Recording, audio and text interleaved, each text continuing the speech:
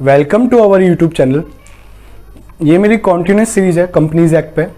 इससे पहले मैंने डेफिनेशन बताई थी आपको कंपनीज एक्ट के अकॉर्डिंग, जो कंपनीज को क्या डिफाइन किया हुआ है। और अब मैं आपको बताने वाला हूँ कैरेक्टरिस्टिक्स ऑफ कंपनी। कुछ लोग फीचर्स भी बोलते हैं। आइए स्टार्ट करते हैं।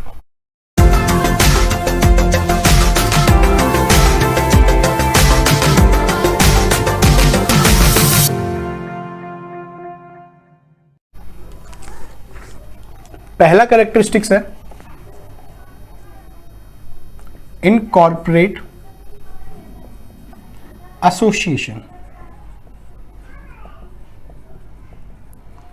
इनकॉर्पोरेट एसोसिएशन का मतलब क्या होता है, पहले समझना यह जरूरी है। मैं इसको एक एग्जांपल की हेल्प से समझाता हूं। एग्जांपल क्या है, कोई मिस्टर एक्स है, कोई मिस्टर वाई है, कोई मिस्टर जेड है। ये तीन पर्सन है। इन तीनों ने सोचा, ये तीन ग्रुप ऑफ पर्सन, इन तीनों ने सोचा कि हम एक कंपनी क्रिएट करते हैं। अब जैसे कंपनी क्रिएट करनी पड़ती है तो डेफिनेशन में हमें पता है कोई भी कंपनी तब कंपनी मानी जाएगी जब वो रजिस्टर्ड हो जाए। इन तीनों ने मिलकर एक कंपनी इनकॉर्पोरेट की, XYZ प्राइवेट लिमिटेड। इन तीनों ग्रुप ऑफ पर्सन ने क्या किया, XYZ प्राइवेट लिमिटेड को रजिस्टर्ड किया। कहां पे रजिस्टर्ड किया, यहां कुछ लोग बोलते हैं फॉर्म किया। कहां पे किया, कंपनीज एक्ट 2013। तो इनकॉर्पोरेट एसोसिएशन का मतलब क्या होता है, कोई भी ग्रुप ऑफ पर्सन जो अपने आप को फॉर्मुलेट करता है या इनकॉर्पोरेट करता है, रजिस्टर्ड करता है कंपनीज एक्ट में, तो उसे बोलते हैं इनकॉर्पोरेटेड एसोसिएशन। दूसरा फीचर्स के ऊपर देखते हैं। Artificial person.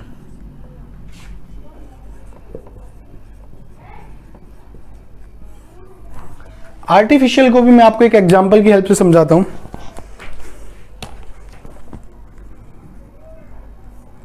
एग्जांपल है, कोई मिस्टर राम है। अब जैसे कि हमें पता है राम कोई ह्यूमन बीइंग है, वो एक नेचुरल पर्सन है। ये राम बीमार भी होगा, ये मरेगा भी, ये जन्म भी लेगा। बट कंपनीज के केस में ऐसा नहीं होता। कंपनीज ना कभी बीमार होती, ना कंपनीज मरती हैं, ना जन्म लेती। कंपनी की बर्थ होती है but in I of law, कानून की नज़र में उनकी इनकॉर्पोरेट एग्जिस्टेंस आती है। तो जो भी कोई कंपनी है, जैसे ये XYZ प्राइवेट लिमिटेड, ये एक आर्टिफिशियल पर्सन है क्योंकि इसको क्रिएट किया गया है with the help of law. But humans को क्रिएट नहीं किया जाता। हम लोग नेचुरल पर्सन होते हैं, जैसे मैं एक नेचुरल पर्सन हूं। बट अगर ये XYZ लिमिटेड की बात करें, ये एक नेचुरल पर्सन, ये आर्टिफिशियल पर्सन है। इसका एग्जिस्टेंस और इसका एंड दोनों कानून की नजर में। मैं यहां से जा रहा हूं तो पता चला राम जा रहा है, बट कहीं हम ये नहीं बोलते यहां से कंपनी निकल के गई, क्योंकि ये आर्टिफिशियल पर्सन है। मैं तीसरे फीचर्स की बात करता हूं, इसको मैं मिटा लेता हूं एक बार।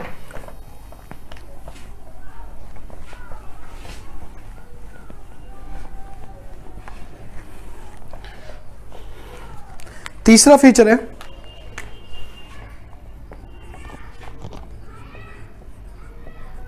सेपरेट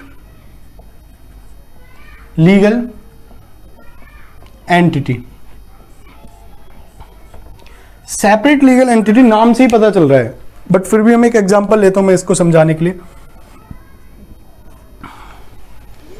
कोई मिस्टर ए है, कोई मिस्टर बी है, दोनों ने मिलके फिर से एक कंपनी बनाई, AB प्राइवेट लिमिटेड। जब सेपरेट लीगल एंटिटी की बात करते हैं तो हमारे लिए एक कीवर्ड है। कीवर्ड क्या है, जो भी कंपनी है उसके राइट एंड उसके ऑब्लिगेशन। राइट एंड ऑब्लिगेशन क्या होता है, थोड़ा और सिंपल से लैंग्वेज में समझते हैं। मतलब जो भी कंपनी के असेट्स हैं या कोई भी कंपनी की लायबिलिटीज है, वो सेपरेट रहेंगी। किससे सेपरेट रहेंगी, फ्रॉम इट्स मेंबर। जैसे A और B से सेपरेट रहेंगी। यहां पे क्या हुआ, ए थे बी थे, दोनों ने मिलकर एक कंपनी बनाई। कल को कंपनी ने कोई डिफॉल्ट कर दिया, कल को कंपनी ने कुछ गड़बड़ कर दी, कोई क्रेडिटर्स की पेमेंट नहीं करी, तो अब जैसे बनाते हैं इस केस को आगे बनाते हैं। इन्होंने एक लोन लिया बैंक से 1 लाख रुपीस का। अब सपोज कंपनी ने लोन पे नहीं किया, ये कह रहे हैं हमारे पास पैसा नहीं है।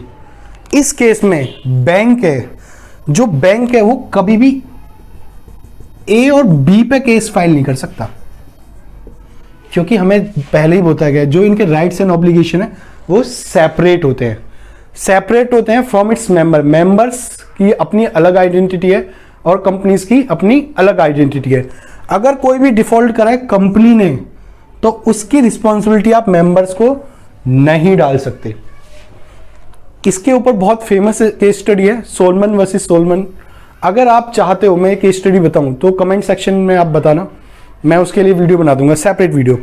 अब हम बात करते हैं 4th पॉइंट पे। इसको रफ कर लेता हूं मैं एक बार।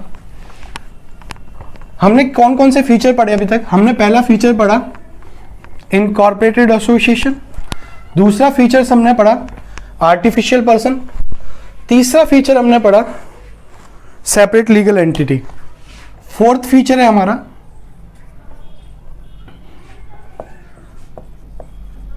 परपीचुअल सक्सेशन।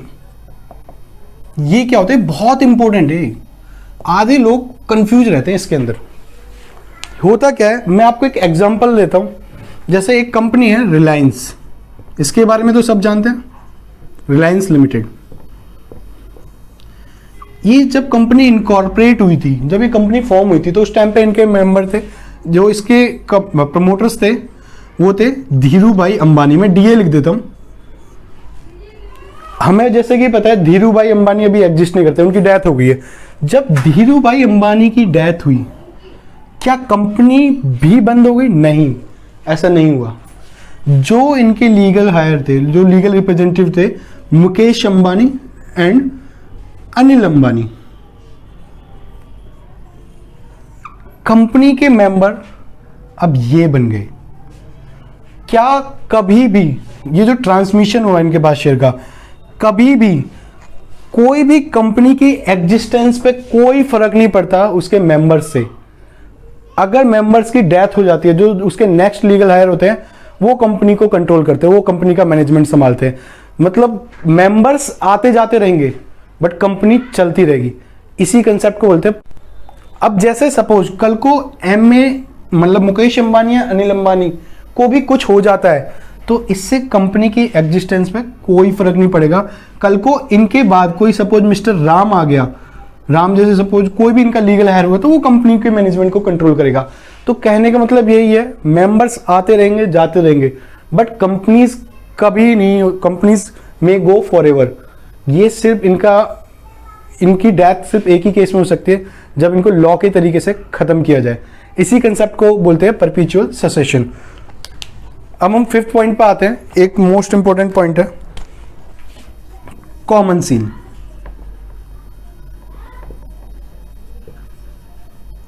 कॉमन सील क्या होता है? नाम से पता चल रहा है, ये कंपनी की स्टैंप होती है। कोई भी डॉक्यूमेंट्स, कोई भी मैनेजमेंट रिलेटेड एक्टिविटी, उसको अप्रूवल तभी माना जाएगा अगर उस पर कॉमन सील होगी। मतलब ये ऑफिशियली सिग्नेचर होते हैं कंपनी के। कोई भी डॉक्यूमेंट्स तब ही वैलिड माना जाएगा अगर उस डॉक्यूमेंट्स पे कंपनी की कॉमन सील होगी। अगर मेरे को मौका मिलेगा तो मैं आपको फ्यूचर में दिखाऊंगा कॉमन सील दिखती कैसे।